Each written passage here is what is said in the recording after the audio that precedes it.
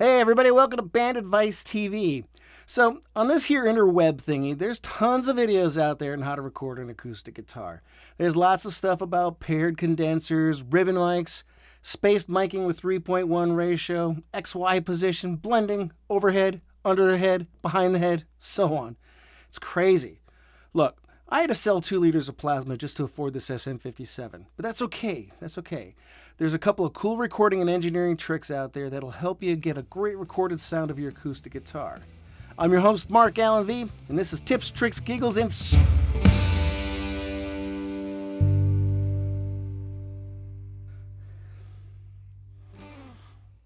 Hey everyone, how's it going? So, the first rule of recording is to do as little EQing during the mix as possible.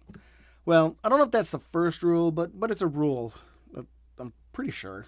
Anyways, what I mean by that is that you want to capture the tone of your instrument as close to what you want it to sound on the recording while you're recording it. And this is where a lot of people struggle, especially when it comes to recording an acoustic guitar. And it's almost always because of bad mic placement. And then what ends up happening is they'll spend hours EQing and tweaking and trying to apply effects to get the tone out of the acoustic guitar that they should have tried to achieve in the first place. So step one on our little journey here is we got to find the optimal position of the microphone for recording. Now, one of the most common mistakes that people make is they try to stick the microphone right in front of the sound hole. And why not? I mean, the sound hole, that's where all the sound comes out of, right? Yes and no. That's not where all the tone from the guitar comes, though. And in fact, the stuff that's going to come out of that sound hole is going to be pretty boomy and bassy, and it's not going to be what you're going to want on your recording.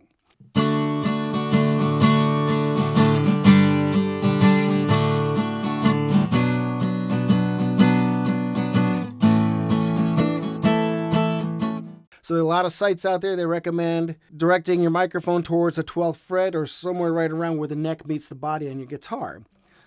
That can have an adverse effect, and it can kind of lead to more of a weaker, more distant sound, especially if you're using a dynamic mic and maybe don't have a really good preamp for it.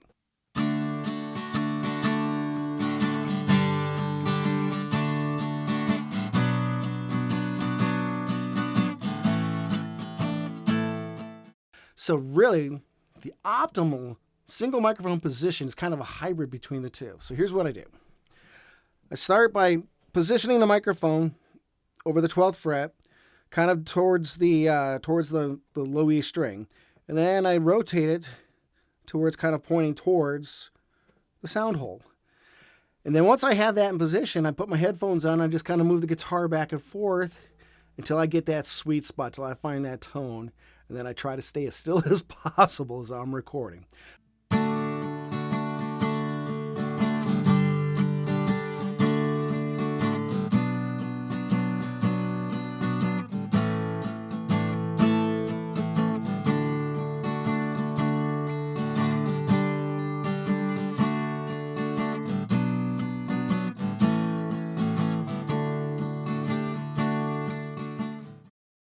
All right, so now that we have a really good mono recording of our guitar, what can we do to make it pop? Well, there are a couple of tricks out there that can take it from that narrow mono sound to something that's got a lot more space and direction to it. And the first one is doubling. Now, doubling is exactly what it sounds like. You're going to record the guitar twice, each one on its own track, identical performances, and then what you're going to do is you're going to pan one to the left and I'm going to pan one to the right. And this is going to give you a perception of a single instrument, a single guitar, but in stereo that's going to kind of surround the listener.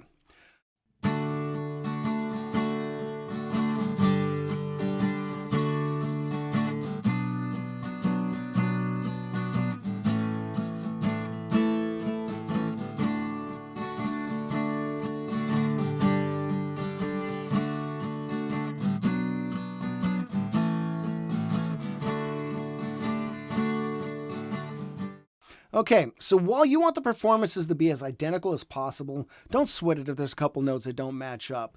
You know, if it's too perfect, your ears are going to think it's not quite natural. So, you know, embrace those moments where a note may just kind of ping-pong between your ears a little bit. Okay, so the next trick, the Haas effect. That's H-A-A-S. Okay, watch out. I'm going to try to act all smart and knowledgeable here.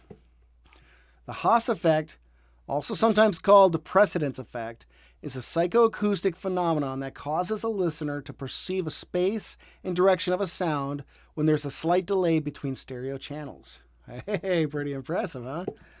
Okay, so in other words, especially words that I can understand, if you create a copy of a mono sound and you place it on a new track, then delay it slightly, then pan the two tracks opposite of each other, you create this perception of stereo. Now, this is super simple to do in your DAW. So first, let's create a new track. Okay, now I'm going to copy and paste the audio to the new track. Let's go ahead and zoom in so I can get a really close look here. Now I'm going to take that second track and I'm going to drag it ever so slightly to the right. No more than about 30 milliseconds. Okay, so now I'm going to go ahead and pan the original track to the left to about 10 o'clock. And I'm going to go ahead and pan the new track to the right, almost all the way to the right. And now I'm going to pull back the volume of that track a little bit to kind of bring the guitar kind of centered up. All right, so now let's have a listen.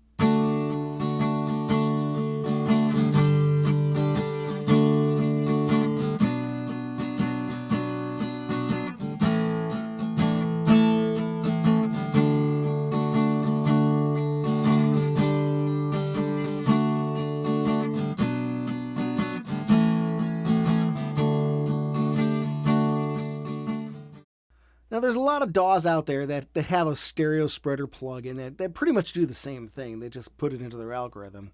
And you can also achieve this by using a delay plugin as well. Just take some playing around with it. I mean, regardless, the concept is pretty much the same. So just, play around with it. Have fun with it. I mean, that's what this is all about, right?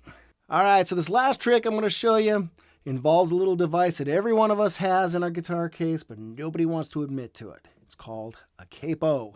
That's right. I said this before, and I'll say it again. It's okay to use a capo. Did you hear me? It's okay to use a capo. I don't know why guitar players like to berate each other about it, but it's okay to use a capo. All right. Let me get off my soapbox. Let's get back to this thing.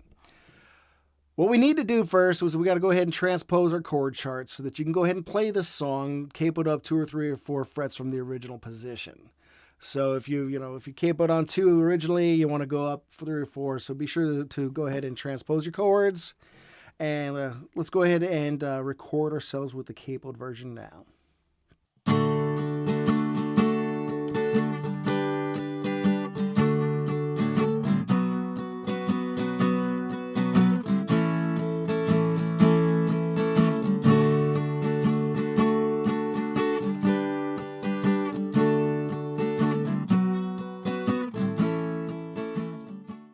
Okay, so let's go ahead and try this now with our doubled tracks and the capoed version.